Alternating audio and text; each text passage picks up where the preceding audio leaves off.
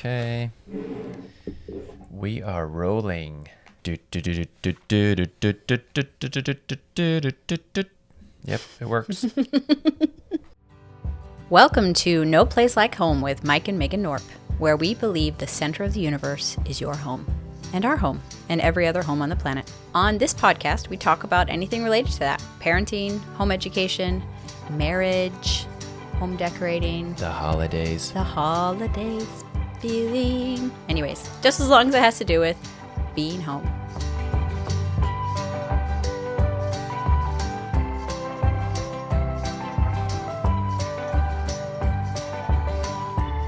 On today's episode, we're going to talk about what doesn't matter this holiday season. Welcome to the podcast, everybody. We're glad you're here and are excited to share a little time with you today. Yeah. We are super happy for all of you that have been leaving reviews for us. That's so nice. Really, to take some time to do that, it's really nice. I know, it's very nice because I don't always I do that. don't do it, So it's but really I want nice. people to do it for me. No, it's rare, but I do now that I have a YouTube channel. Like, I never ever commented on a YouTube video before, Yep. and now I will do it just to show love because I know that How it when you're feels. putting yourself out there, it really makes a difference. You're right. So we appreciate all of you listening. We appreciate those who leave reviews, and we encourage you to do so if you're so inclined. We thought we might read a couple of the most recent reviews we've had this last week. Do I get to read them this week? Yeah, you do. Is it my turn? Yep, Okay. I allow it. Thank you. I got permission. Maria left us a nice review. She said, "Thank you so much for sharing this podcast. A great reminder for me. We're in our 6th year of homeschool." So they've been doing this a while. "And there's been more tension lately." So that definitely happens. "Going to start finding what I want to do instead of telling everyone else what to do." And Yeah. then a little like winky emoji. So That's nice. that's great. Yeah, So on she's last gonna- week's podcast, if you haven't heard it yet, we talked about modeling and how we have found that. And how to do the runway walk, right? Yep. And all that stuff. Yep, it's like a really important part of homeschooling. It's the last, like, if all else fails, you can become a part-time model. That's totally true. No, we talked about like how often we forget that kids grow to become adults, and so they don't know what life means until you show them. And if you want them to speak another language or play an instrument or read more, the best way to do that is to model that behavior for them. And then it's just what adults do. You don't have to even present like a reward system. It's just what adults do. And so kids want to become adults, and they'll follow in that behavior. Right. So hopefully if you do that, there's not so much like coercion and like trying to get them to do stuff, which I think is what Maria's talking about. So awesome. Thank you, Thanks, Maria. Maria. That's super nice. And then we'll do one more. This is from Tanya. She said, "Hey, homies." Aw, Hey, homies. what's up, my homies? We still have to we got to catch on to that. Or we have to remember to say that. As a longtime subscriber to the Norp and South YouTube channel, I am thrilled to be listening to the new podcast. I appreciate the attention you are giving to the importance of family. Awesome. I treasure being able to gain uplifting insight from the experiences of families like yours. Being a wife and homeschooling mother, I find myself wanting to make notes and jot down the points you make that really resonate with me. No question about it. This is a 5-star podcast. Wow. Thank you, Tanya. That was really Super nice. Thank you. So we really appreciate that. And we're also glad you're watching on the YouTube channel. If you have only been here on the podcast, we do have a YouTube channel called Norp and South. Our last name, obviously, and South. If you look us up on YouTube, you can kind of see sort of what we talk about in action. Yeah. And That's see like where you see more of the us day-to-day doing it. stuff. And here's where we talk about our philosophies behind it and how we make our decisions and how we got there. Yeah, because it doesn't just happen on its own. It's definitely intentional. Definitely.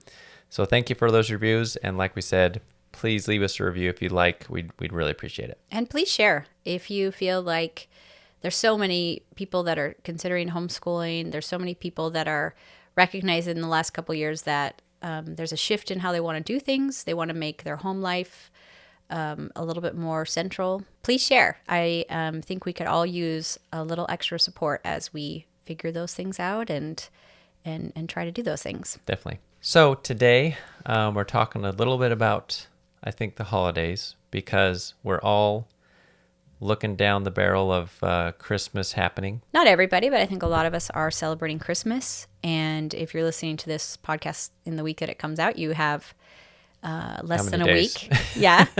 And so you're running around and you might be in your car right now or wrapping presents or something along those lines. And I thought, I don't want to add anything to your burden. So we're just going to end right now. Yeah. No. Thanks for coming. See ya. But I did want to spend some time together, and I wanted to maybe we thought we'd maybe have a shorter podcast. We'll see if that's possible. Can we actually do it? That's a question. But mostly, I just wanted, because you just start to get caught up in the fear that, like, because we love our kids and we love our family, extended family members, and anybody who we're going to be celebrating Christmas with. And we want them to know that. And so you start to feel this pressure building that they are going to judge all of your feelings for them and all of life's joy on the experience they have Christmas morning or something. Right. There's definitely a lot of pressure. Yeah. And so I wanted to kind of push back against that idea for you and say, like, I don't think it really means that.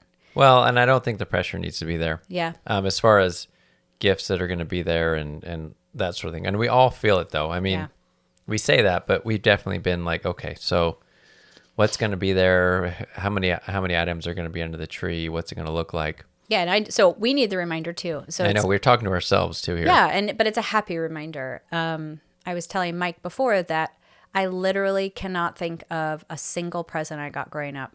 Like maybe in my teen years, because there's like some photos or something of me holding something that I can remember, but I do not remember anything that I got for Christmas.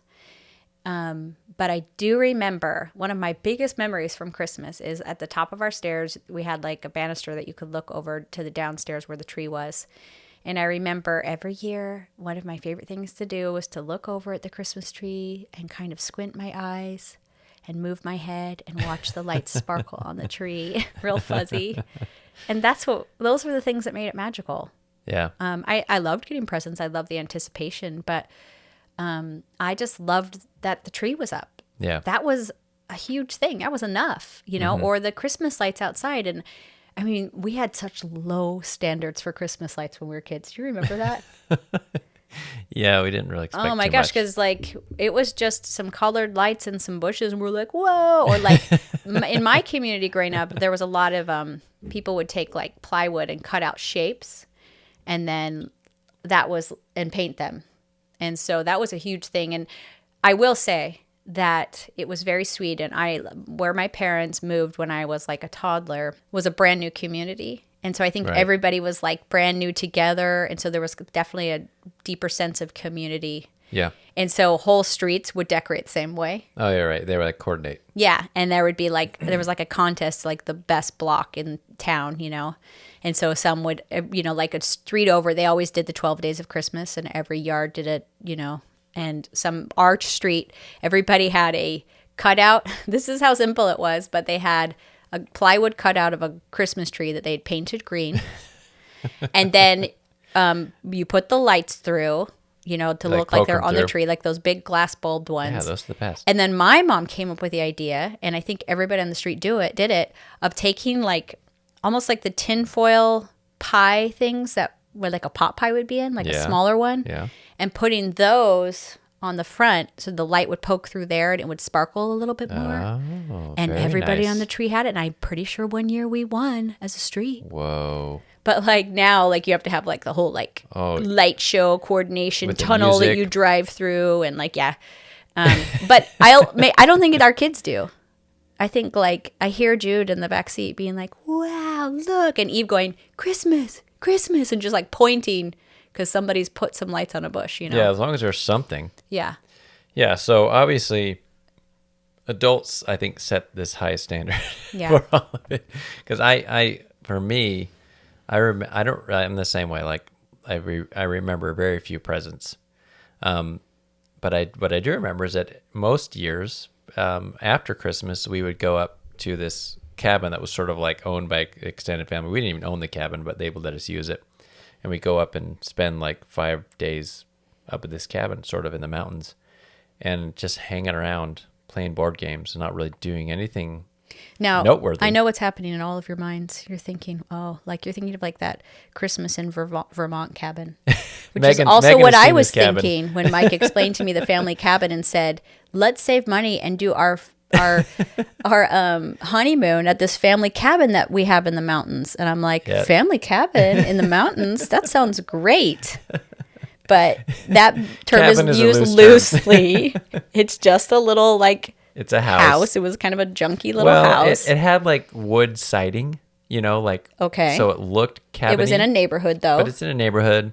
It's in a neighborhood that didn't really have yards. There were trees. I'm only adding that not to bring down your Christmas memories. know. But to But take down the pressure so that people like, don't I feel have to go bad. to some beautiful I know. cabin with some No. beautiful view. And we didn't, like I said, we didn't own it. It was a 70s house, and it wasn't really important that It was like a 2-bedroom house. we wasn't didn't it? really care. It was 3-bedroom. 3-bedroom. But Boy, was it the romantic. point, it was not the most romantic honeymoon spot. I may Let's have just say cried that. on the second day there. It felt like one Like, of those places you what? walk in like, I feel scared in here. Yeah, kind of has some spiders and that sort of thing. Not super romantic, but that's okay. We got over that. The room we slept in had several beds in it, right? Yeah, well, because it's made to like sleep a crowd, It's more of a family situation. No, than I'm a glad we did romantic it. It's a situation. good story that I cried. But the point I was trying to make, Sorry. no, it's okay, was that the thing that I remember is just that we would go there and we would hang out together, and Yeah. that was fun. And again, presents, I couldn't even. I do have like vague memory of some presents, but really they don't matter. So I think the what we're saying is that if we can, Like what you're doing is good. And I'm sure you're like, well, should I not be doing this at all? It's like, no, I'm just saying, I think just remember that it is really the spirit in which it's given. It's the love. And your kids also won't remember being kind of bratty on Christmas Day because everybody's tired and there are high expectations for them. And there's definitely a letdown, but they won't remember that either. so the kids won't remember that they were disappointed. Yeah. Is that what you're saying? Yeah, they won't.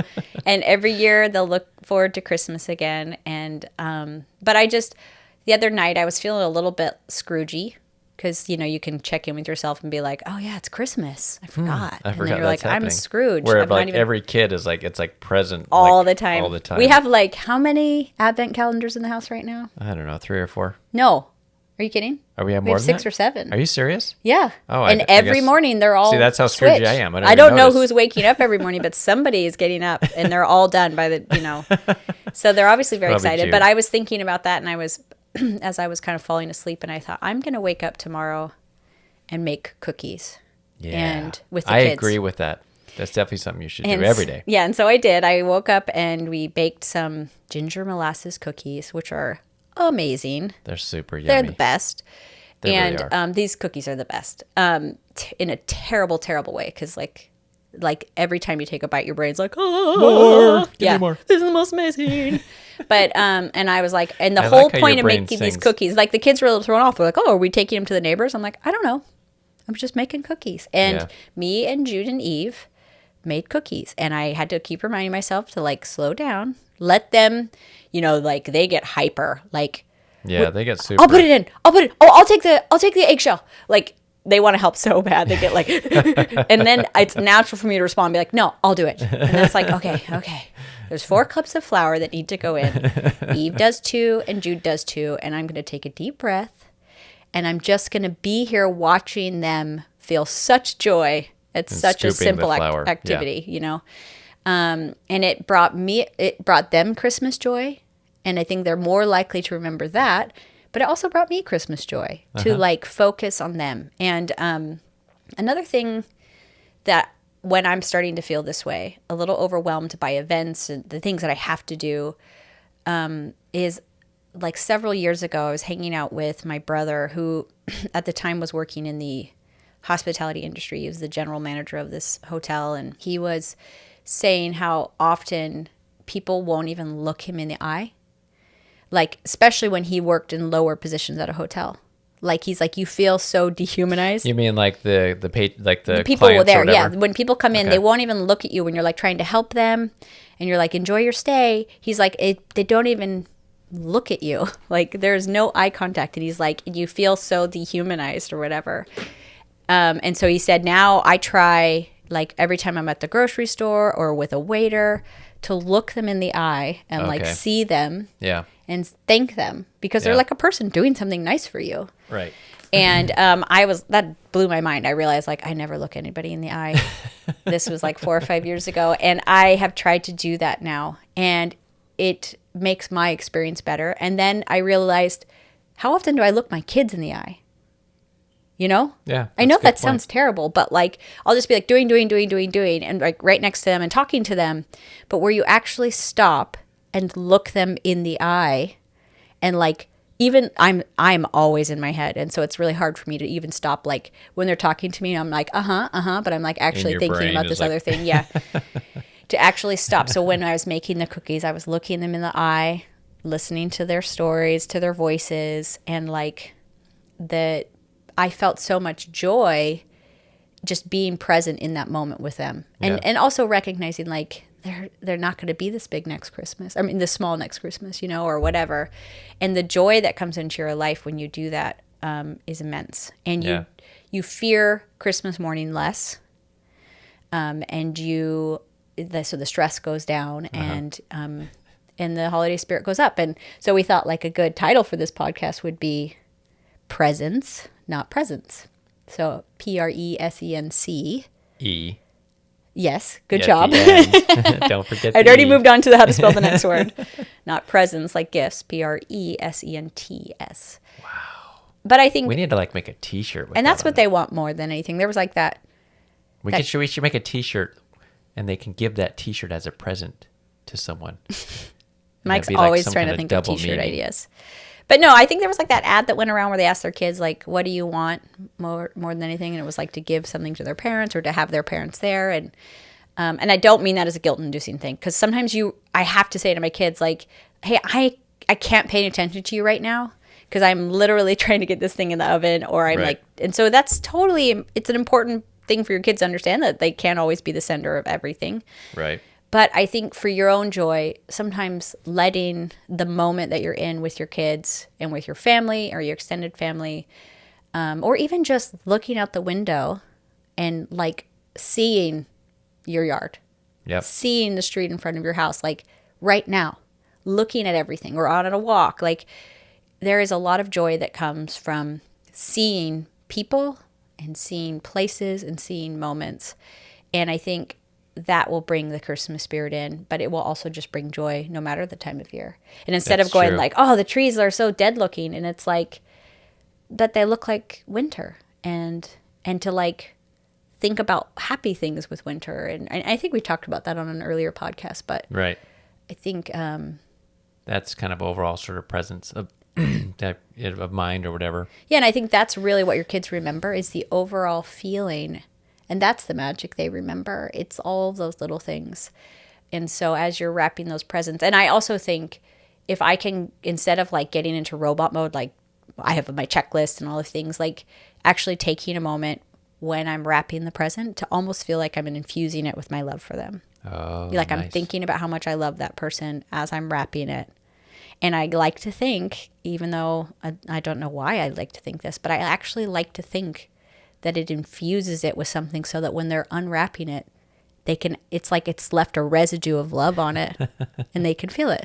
Yeah. And I don't care if that there's no scientific evidence of that whatsoever. I think it's true. So when I'm sure we can measure that with yeah, something. when I make cookies or when I'm wrapping a present or when I'm doing something, it has brought me a lot of joy in the last few years of practicing this, of doing it with love and infusing it with love. So as you're driving to the store right now to get a thing that you realized you forgot, or the present that you still need, or you're wrapping something, or you're cleaning something, you're making a bed for a guest, like if you infuse it with love, it seems counterintuitive because you're giving already in that moment. But if you will give it also with love, it will fill you up. It won't take as much from you as just doing the task alone. Nice. I think there's also something to be said though for a failed Christmas. because What the heck does that mean? when I think because You just like struck fear into my heart. I failed Christmas. No, that's a strong term, but I was thinking about because when you think about what actually do you remember, and sometimes when things don't go perfectly right is when it becomes a memory that's actually something you can all like remember And laugh about or kind of like you have this shared experience because when everything's perfect, you don't really remember it as much as when That's something true. goes wrong. Because I just had the memory of when we lived in Spokane and we were there was a Christmas where we really didn't have much money, much extra. You mean we had none? We didn't have any. And we were trying to get a business started and it was just like, was not there. The money just wasn't there for a kind of full Christmas. So what we did do is people gave us some stuff. Remember? They weren't giving it to us because they knew that. No. But somebody was like, we're getting rid of some toys. And I think it was like a month and a half before Christmas. We were like, oh, let's set these aside. They can be Christmas presents. These or used like toys. This is perfect Yeah. because it was some good stuff. It was like was there a bike? Was there Might have been. a train set? Yeah. A few things like that. And Andrew had actually asked for a train set. I don't know if I like coerced that desire, like by planting seeds because I had a train set, or if it was a coincidence. Yeah. So we think this is great, and we kind of set them aside. When Christmas comes, we wrap them up, whatever, and they get them out on Christmas morning. And he puts together the train set, and it's broken. It was like not just like broken. Like that's strange that it doesn't work. Like it was obviously had a broken piece, and so it was obvious that it was used. And and we were like, oh, We were my mortified. goodness. We felt so bad, and it was like, And Andrew was trying to be like, Andrew took it like a it's champ. Okay. He was like 8 or 9, But- 7 or 8. I don't know how old he was. 7 or 8. Yeah. So now we're at 8 or 9 years later, and Andrew and we obviously remember this Christmas very clearly because things went a little wrong. But it's something we actually talk about We almost bring it up every and year, chuckle about it. Yeah, every year. and it's a shared memory. So, Well, I I when think things don't go according to plan, that's actually it might be a good thing as far as a shared memory. You're right, because one year, the most infamous Christmas in my family is when we like somehow had gone to like someone's Christmas party, and they told us that they open all of their presents on Christmas Eve, so then they right. can just enjoy Christmas Day or something.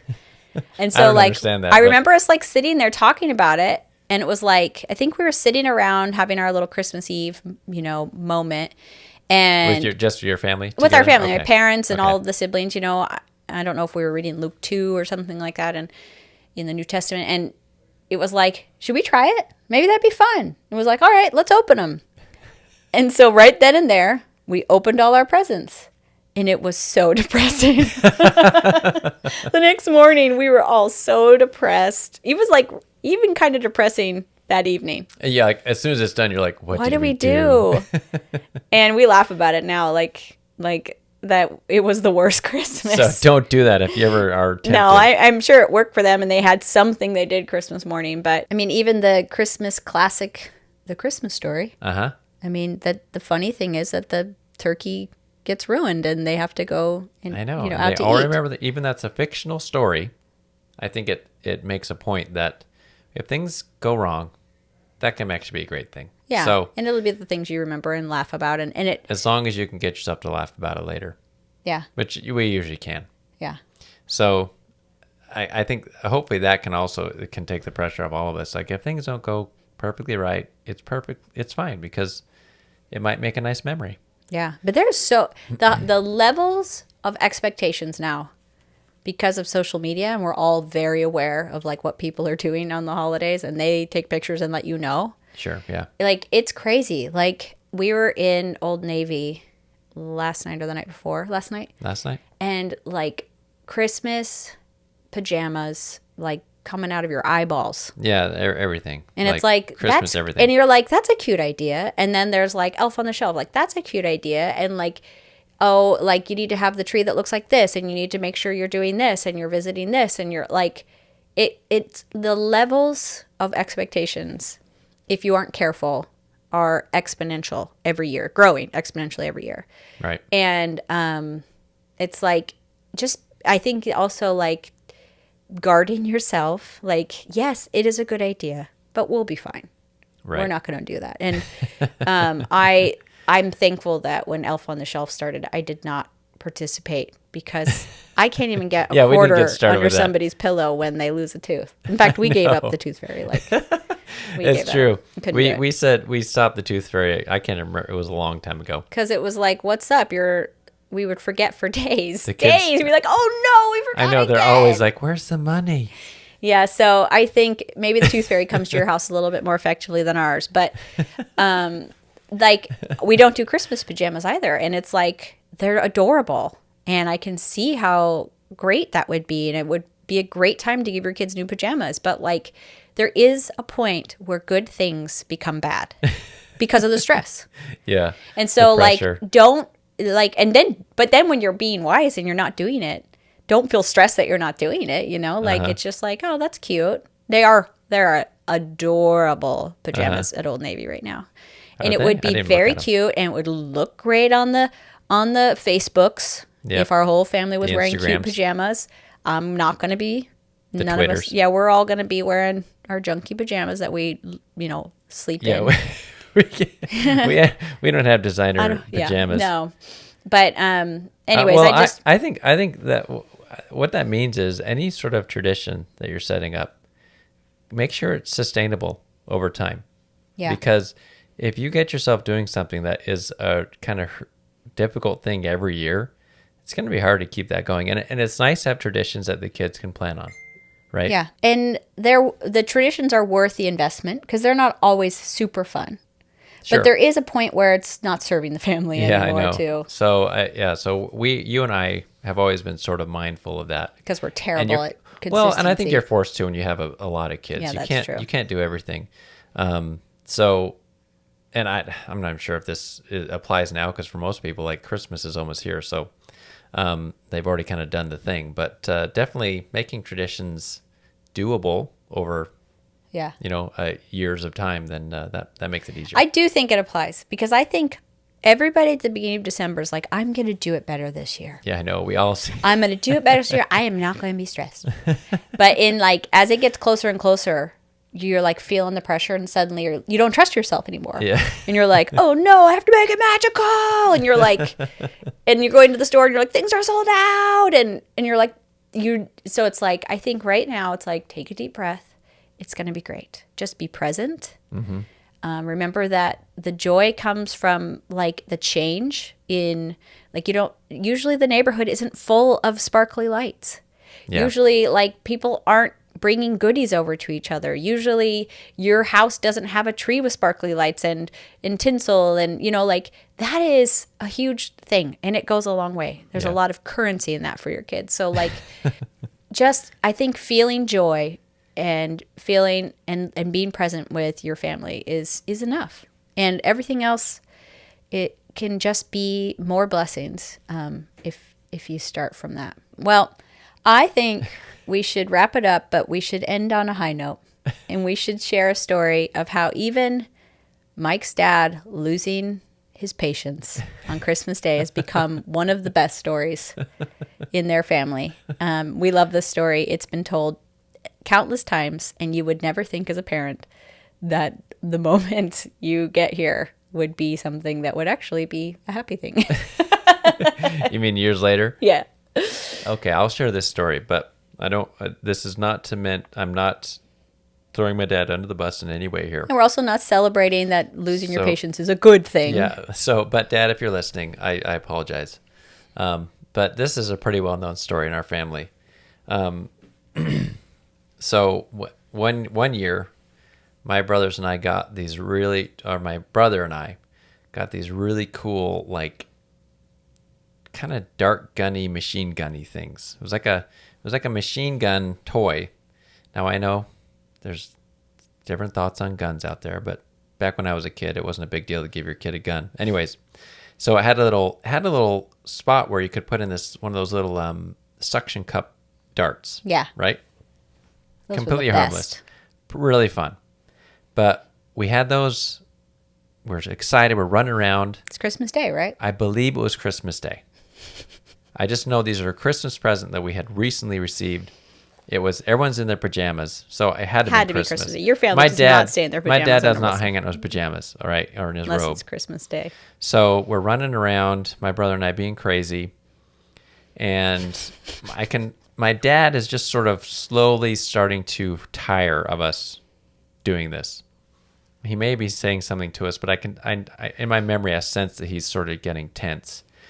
And my other brother is on our computer, and somehow one of us shoots the dart, and it sticks directly to the computer screen. That's all I remember, like a suction cup to it, which was like perfect, because that's exactly what you want to happen, right? But it makes him mad, so he yells about it, and then for whatever reason, my dad snaps at this point. My dad, who's actually a pretty level-headed guy. This is uncommon for him. But I just remember we're in our den. We called it the den, which is our office. He grabs the guns from us, throws them on the floor, and literally jumps up and down on top of them. And he's wearing his slippers too, which part of me is like, does that hurt your feet? Because there's no support there. But he's jumping up and down on them. To get to the point where you not only take them away, but you want to destroy them right then and there. He's like, we are done with these. Really, you have to understand Mike's dad. He's an engineer in every sense of the word. He is always the same, very even-keeled. He's not super talkative, very nice. He's just always the same. But this is very unlike him. So obviously he had a late night before wrapping presents or something. He was tired, and he had just had it. So he jumps up and down on him. Now, in my mind, it's like he was jumping and jumping and jumping. It might have just been once, but... Really, in your mind, is it lots of jumping? My child brain, sees him just going up and down, almost like in a loop, like one of those, like boomerang things. Anyway, so he jumps up and down, and then he grabs him, and he takes him and throws him directly in the trash, and we get in trouble. I can't remember what kind of trouble after that. But that made that Christmas morning super memorable for all of us. Yes. Because it was very strange, and my brother and I were like, oh. I do remember. Your mom made him apologize. So my mom, being the mom, the nice mom, she told Dad. She must have talked to him. I didn't see this happen, but he came back to us, and he apologized. He did apologize directly to us, which is a good parenting moment. It's good to apologize to your kids. I'm sure he was so embarrassed that she saw him do that. Oh yeah, I'm sure he regretted it almost immediately. I'm gonna guess. I'm sure, as he's throwing away, he's like, I'm a little out of control here. And I'm in the definitely doghouse with my wife on this one. And so he actually, because they were broken, he went and bought us replacements, and we got. However, we did learn don't shoot the computer screen. Okay, okay, that's off limits. Yeah, that's off limits. That's too much. So that was But still, really, I don't know how long it was before you guys laughed about that, or if you might have kind of forgotten it until you were adults. But now it's our favorite. Just because it doesn't. And as a parent, you're like, that's pretty great. Yeah. And we've all felt that before. And some of us may have broken toys that way. But, it's okay. We can all laugh about it. And it's a fun memory. And because he probably felt in a way that he'd ruined Christmas Day with his grumpiness. Maybe he did. Yeah, he may have. But he didn't. He didn't. It was just and that's the thing. Pretty hard to ruin Christmas Day. Kids, you're you switch gears pretty quickly. Yeah. And I think we worry that we're hurting our, ruining our kids, we're grumpy. Day or something. It's well, they'll get over it. But we should all still try to keep our patience and be kind. But still, Dad's a great guy, and that was never repeated ever again. So yeah, we just got him just at the wrong time on that one. So, anyways, on that note, hope it gave you a little chuckle. We can wish everybody a Merry Christmas out there. And hope that you enjoy it. I think that we'll probably be taking next week off. So there probably won't be a podcast next week because we're going to be with Meg. We're going to have family in town, and we're going to be trying to focus on the family. And yeah, we hope you have a good Christmas, and I guess a Happy New Year too. Because I don't know that will there be a new one before the New Year. I don't know. I don't know what the calendar looks like, but anyway. But I love the New Year. I can't wait to talk about. I love talking about the future. I love the New Year. I don't Okay. care about New Year's resolutions. They don't stress me out, but I think, whatever. But I do love when it's a new year, all new possibilities, the future. Yes. And I Great definitely time. want to talk about how next time we get together, Okay. I definitely want to talk about how you can face the future with faith and hope and good vibes. Ooh, that sounds fun. I think so We better too. write that down so you remember to talk Oh, about that. I've already been thinking about it. I Oh, already told you. okay. Megan's like got the sermon written in her brain already. Sermon. You gonna It is preach. true. In school, I took one of those tests in college, what I should be, and it said I should be a pastor. There you go, man. This is your Welcome. what do we call this church, Megan? All right. Well, thank you for listening. We really appreciate you, everybody who listens and is a part of the program. Like essentially, it's nice to hang out with you, even if we're a little bit removed. Yeah. It really is enjoyable. Yeah. So, Thanks, hope you homies. yeah, thank you, homies. Hope you have a great Christmas and a happy New Year. And we'll look forward to talking to you next time. Bye. Bye.